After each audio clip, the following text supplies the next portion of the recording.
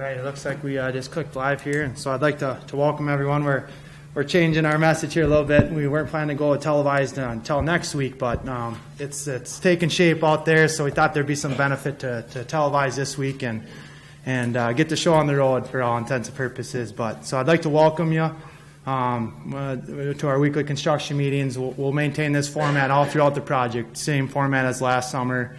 This noon weekly meeting here at City Hall on Tuesdays, every Tuesday. And the first portion is the public portion, just an update of the schedule, just some general project updates, and then open it up to questions and concerns for those present. And then we turn the video off and have more of a project-specific meeting with just a contractor, the city, and address any specific project concerns. So with that, I started the numbering over. I'm going to just call this the first meeting, the stage 2. A general update, things really took shape there yesterday. The message was the same. We always said we were starting this week, but really took shape due to the weather. Today you can see with the rain, it was weird. The extended forecast really had a much different prediction for the early start of this week, and that really changed even through the weekend. And so yesterday was the dry, warm day of the next really 2 weeks here, and so a lot of emphasis to get that taping and those tube delineators. Those are all glue set, and obviously the taping that needed a dry, warm pavement. So that's what accelerated everything to where we are today.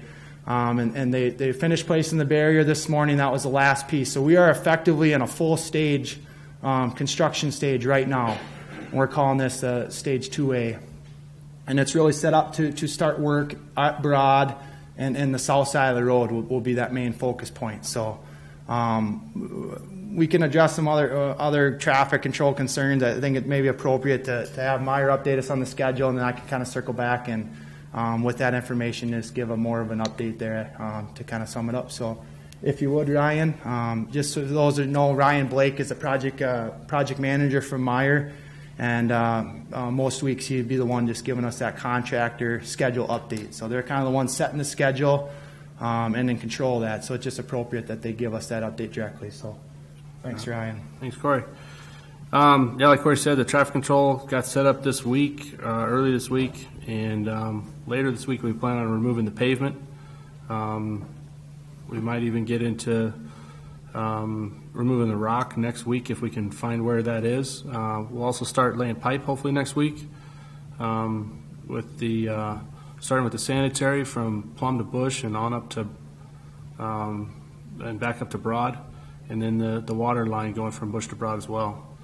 By the end of the 3-week look-ahead schedule, we're going to be hopefully laying pipe and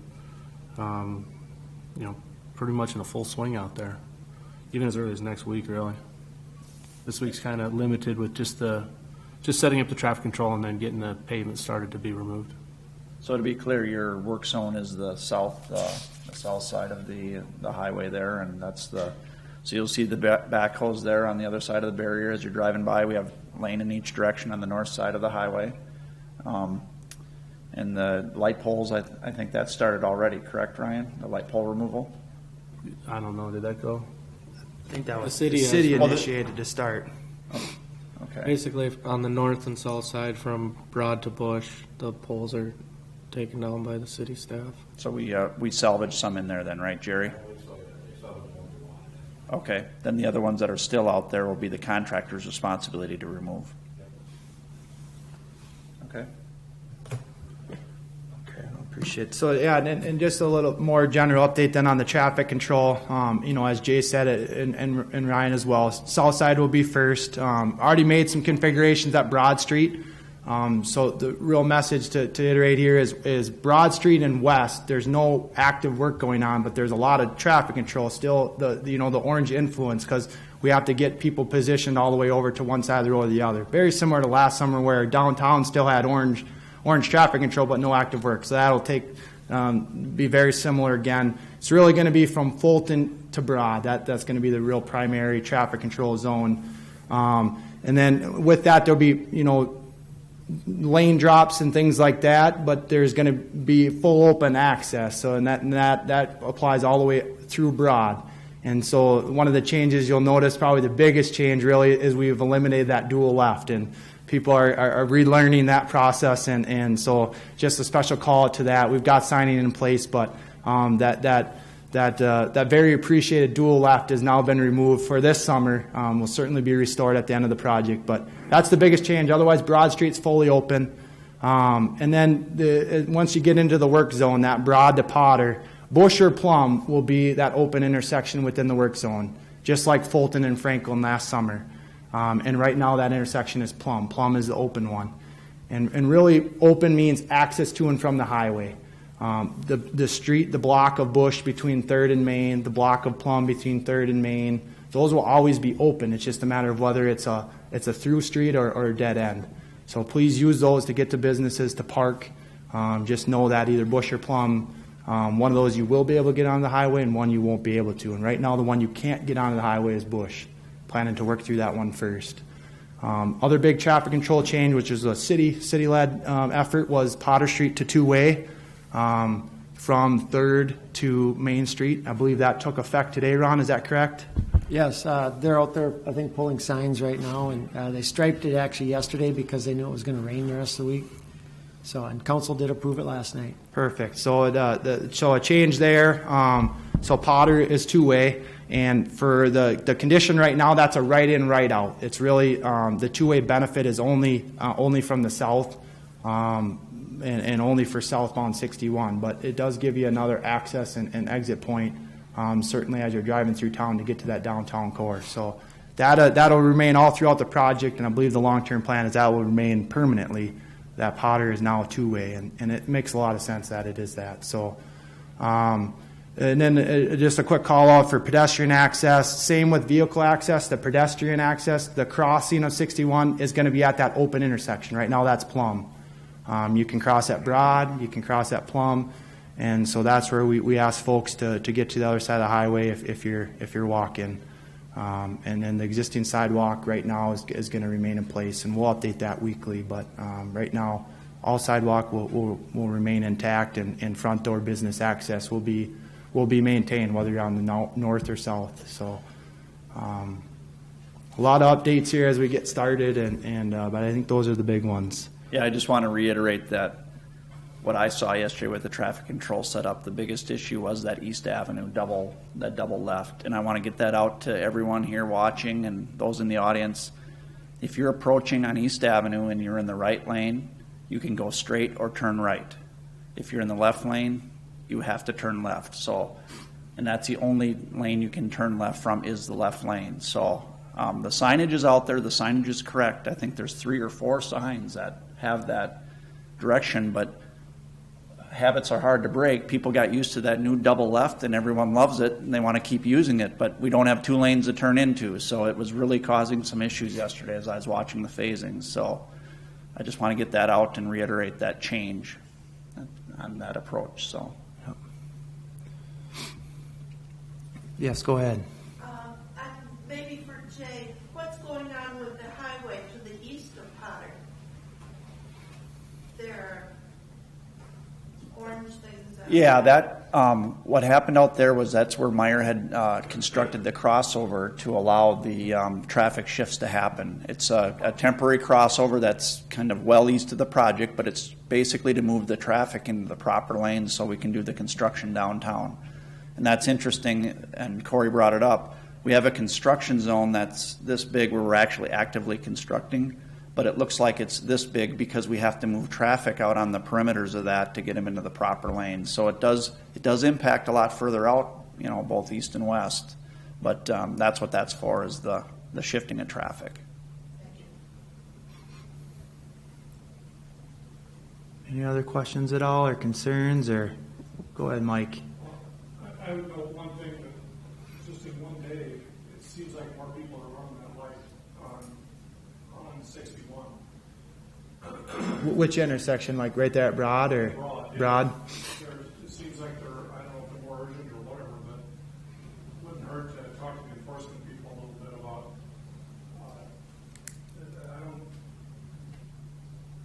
the good behavior that I've seen up until now, the better behavior, I see it getting worse. I don't know why the construction should change I think probably the biggest thing is you're down to one lane now, so you know it's going to be a little bit of a delay certainly, and you know similar to last summer, you know it's 2 lanes of traffic down to 1 lane, and so I think just that naturally is going to impact the movement through and maybe push someone to trying to get through that cycle rather than waiting for the next one, but we can certainly.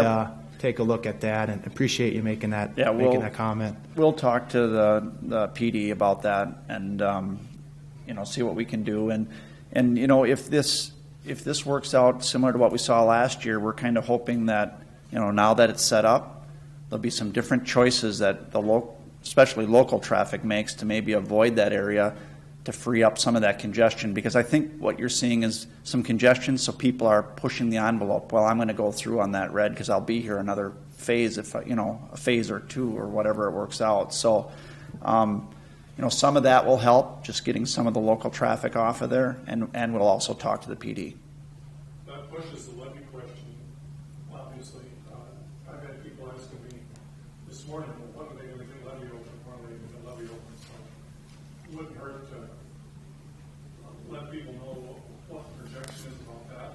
Yeah. That would take the pressure off locals.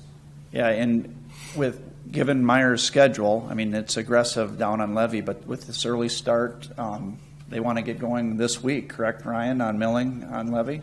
Yeah, we're looking to start building road down there. Yeah, we're looking to build road on levee starting this Friday, so that's it's not going to make sense to open levee up right now.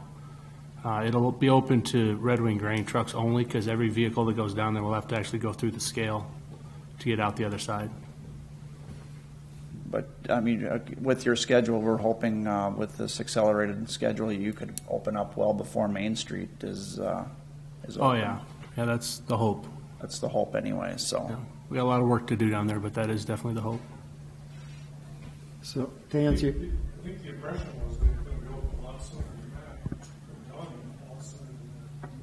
I don't know when it's anticipated to be open. levy, Yeah, I never gave any impression that we were going to be opening. Levy was planned for this year's project for the specific reason that it was a parallel route to last year's Main Street. So we thought it's better to have levy closed at this time than it would have been last year. So, Ron, do you have anything to add on that?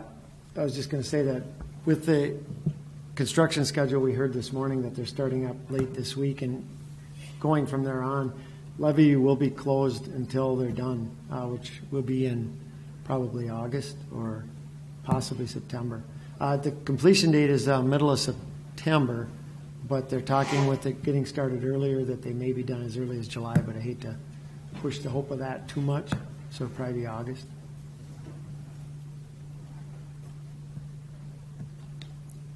Because, yeah, levee can't be open while they work on it. It's just too narrow. It's only 30-foot right away. Yep. And that Jay hit it. I think that's an important thing to keep in mind here. That levy would provide benefit this summer, arguably as it did last summer. But the decision was made that last summer was way more critical with a direct parallel there to keep levy in its existing condition through last summer, and it just made sense to get that work done now this summer. Maybe a little bit of loss of the benefit there, but that work needs to take place. And really looking at Red Wing in a big scale, you got the bridge project coming up too in next summer and for several years after that. So it's a real tough window to target here to keep all these projects. They're all in kind of the same area and how they all link together. But the decision ultimately was it absolutely couldn't be last summer, and so now here it is this summer. And I understand the choice. Sure. It seems like levy's a little simpler project than Main Street to me. I thought it'd be done sooner. Sure. Yeah, and hopefully it is, and as with any project, that completion date per contract is always the fallback, and if that's mid-September, it quite frankly could be mid-September, but it sounds like certainly there's pieces in place to maybe get that done sooner, and as soon as it is, it would help maybe alleviate some of the traffic there through the 61 project, but. At any point, is Bush going to be open before you're done? Define Bush open, Mike. South of Main Street? Well, north is open right now, right? Yep, so- It's gonna stay open. Right in there. Oh, yeah, right in, right out on the Bush. Yep. So, yep, and so that's important. So south side, those intersections will be closed first. Bush is closed on the south side. Access on the north side's open, but no left turns. And then Plum Street is where you make all those movements. It's open both south and north and to left turners. And then when it's desirable for Meyer to do work in Plum, then Bush Street would be open to all movements with left turns. So it's really just so much like last summer where we have to do the work in the intersection, whatever side of the road we're on, that's where it's going to be closed on. The other side of the road, whether that's the existing or the newly completed, once we shift over to the north, then it'll be open. But the full intersection can't ever be open, both of them at the same time, because we just got to do the work through there. So, Yeah, Mike, you bring up a good point about Bush being a right in, right out. The real critical part of the project is that Broad Street becomes the critical intersection for traffic on your side, on the YMCA side. There's no question about that. It would be nice if we had a connection from Bush over to Plum on the north side, but we don't. There's no way to, it's kind of a dead end area on the north side of 61 at Plum and Bush Street. You have to go back out and get out on Broad. Is the radius big enough to run grain trucks off of westbound 61 down Broad? Is that radius big enough to do that? I would think, I think it is. We are still reviewing Red Wing Grain. We're working with them. They haven't resumed grain hauling yet. They're projecting that to be next week. And so we're actively working with them right now, what makes the most sense for them. There's a couple things that are real critical with the Red Wing Grain. One, it's a large quantity of trucks. And secondly is where does that make sense for them based on their size to travel? And so, we're looking at those different options. Does it make sense to, to have them come down 3rd Street and turn on East Avenue? Does it make sense to route them at some point off 3rd back into the project, but know then they have to make a turn off the project? And so we plan to meet with them tomorrow and really solidify that, what makes the most sense safety-wise and functionality-wise for them. And so at some point we're addressing them. Don't have a real clear answer yet where that route is for them going to be. But we're certainly aware of that movement. Yeah, and like their Corey need. said, we're meeting with them tomorrow to discuss that where we want to place their signs, because we kind of want to direct their trucks, because that's the heavy flow of trucks. And if they can make that right turn right there, maybe we keep them on the highway for now. But there's also the option to bring them down 3rd, turn right at the library, and then get in the right lane, and then all they have is a straight shot across Main Street, and not having to make that right turn down in the construction zone. So we're meeting with the manager tomorrow and hopefully, come up with a plan for that, because that changes as well depending on which intersection we're working on Main. Is it Plum or Bush? Right now Plum is open. It's the intersection of 2 state highways.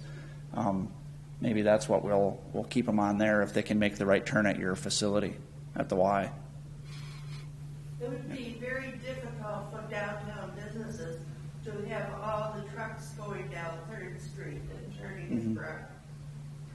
Yep, and we understand that, but it's also one of those things when we have construction, we've got to still get vehicles to those businesses. So it's, it would be tough on Red Wing Grain if we had to route them, kind of around town on a truck detour or something like that. So there is some give and take. There's no question about that.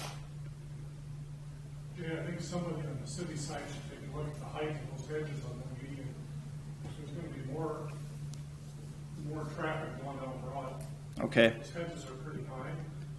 Jerry, can we take a look at maybe doing something there? You're talking right there on Broad Street, on the median hedges, where the pedestrians cross right there. There's a pedestrian crossing cut there. I suppose if you're in a truck, you'd be able to see it there, But there'll be more other traffic as well, because that's the feed to get back around to the St. James parking lot, into the Red Wing Shoe parking lot. So there will be more traffic on Broad for this phase of the project. Jerry, do you take note on that, or? Okay, if we get those trimmed back, that would be good.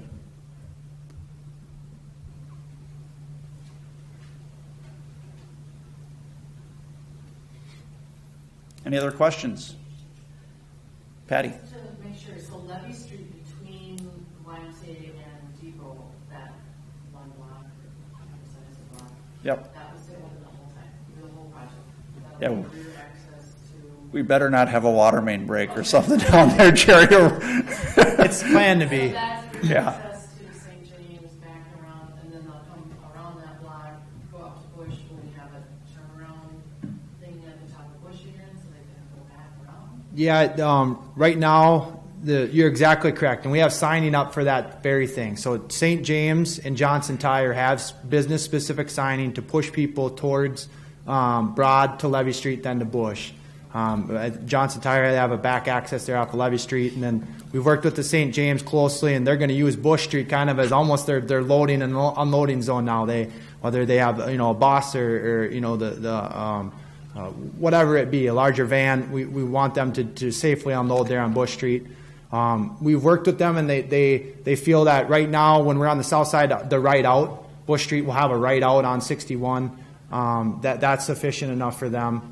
Otherwise, they'd have to. You're right, Patty. They'd have to either turn around on Bush Street or there's even been talked to. They back down Bush Street and then turn out there on Levy Street. So we'll adapt to that as need be. But right now, that is their space, and the plan is Broad Street. That 3-street network there, Bush, Levy Street, Broad. That's always going to be open as best we can control it. And so that'll be the primary YMCA, St. James, and for those folks going to the Johnson Tire to operate, and for Bob to operate his business, that's where we're hoping people go to. Yeah, that's another meeting we've got tomorrow with the Red Wing Grain one. We're meeting with St. James, and then I think we've got ADM in that as well, because we're trying to think through the Plum Street closure. That really gets interesting on how we get trucks into ADM, because they're kind of on a dead-end area there. Plum Street doesn't have a back access like Bush Street does. We don't have Levy Street going all the way through to Plum Street on the north side. So we've got to think through how we keep getting their trucks in as well. So we'll have a lot more information after talking about their specific needs, and then we'll make tweaks to the traffic control as necessary to keep the trucks moving through and the rest of the vehicles as well. Jay, would you want to talk that we're doing the water a little bit different this year without temporary water main? Sure. So in case we have a issue going on, we may have an emergency shutdown. This stuff is, it's 130 years old, a lot of this main. There might be stuff down there we don't know where it is. We'll try to give notice as best. I think we have a good plan in place for doing it, but just in case there may be emergency water shutdowns that, we won't be able to warn you ahead of time on. Yeah, that's a great point, Jerry. So the pavement removal, that'll be the first main step of the construction. Potentially some rock, as Ryan indicated, but then that first scope of work will be the water main replacement. And last summer we set up that temporary water system that provided the water while we were replacing the old main.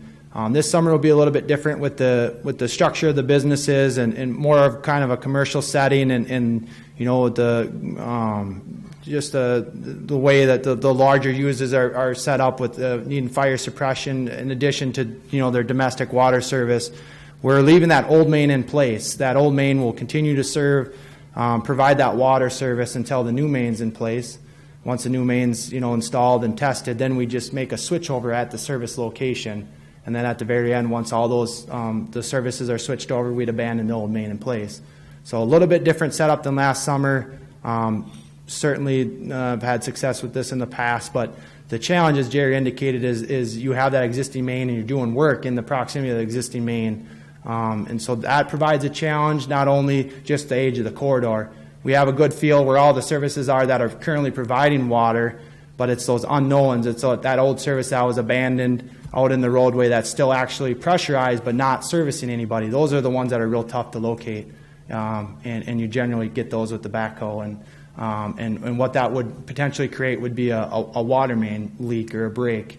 And then there's some challenges that, of course, because the old main is out under the traffic lanes right now, 61. And so we have a plan in place. We're prepared for it as best you're able to plan for something like this.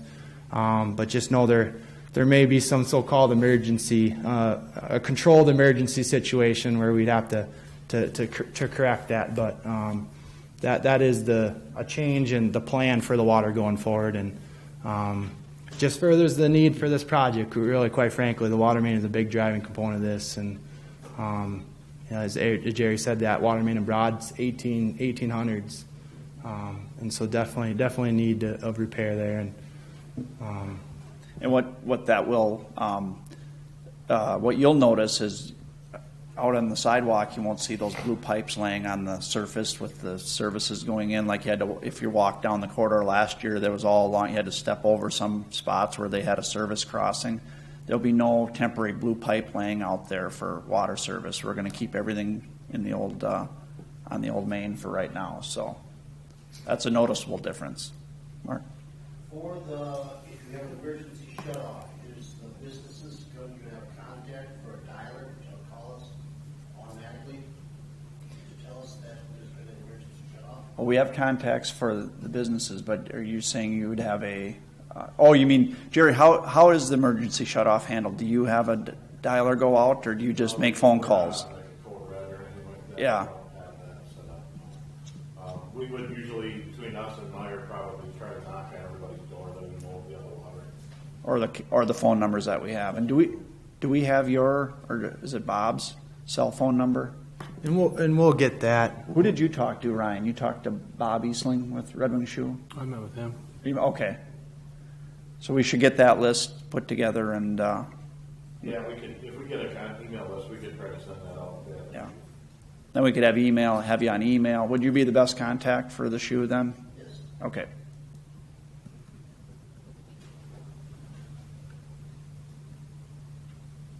And the one negative potentially with that, and we'll review that, but with that mass email is there's each time if that happens, it'll be specific to what area is out of water. You know, depending on the valve network and what makes sense to close to isolate that spot. Might not be the whole project corridor, so I think it more specific to each case would be ideal. Certainly having a master contact list so we know who to go to instantly is critical, but an automated response might over respond, and so there'd be a benefit there to be more specific, maybe door to door or that direct cell phone call, and we'll see what makes sense there. But hopefully here we don't even have to go down that road, but we're planning if we do, and we'll review that communication. So.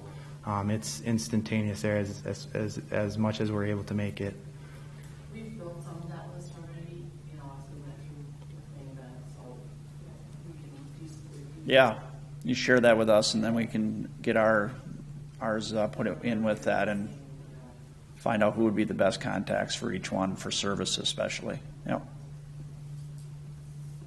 No, I think it's probably time for some education, because I think our domestic supply comes in one pipe, and fire protection pipe supply comes in another pipe, I think. So, I believe you're gonna be okay. I believe your domestic, they're both coming off of levees by the back of the building. No, I don't think there's anything on Main Street at all. so there was a big mystery last time that main broke, was a big mystery, where the pipe really came from. Yeah, I'm pretty sure we got, I think you're off the back by the depot.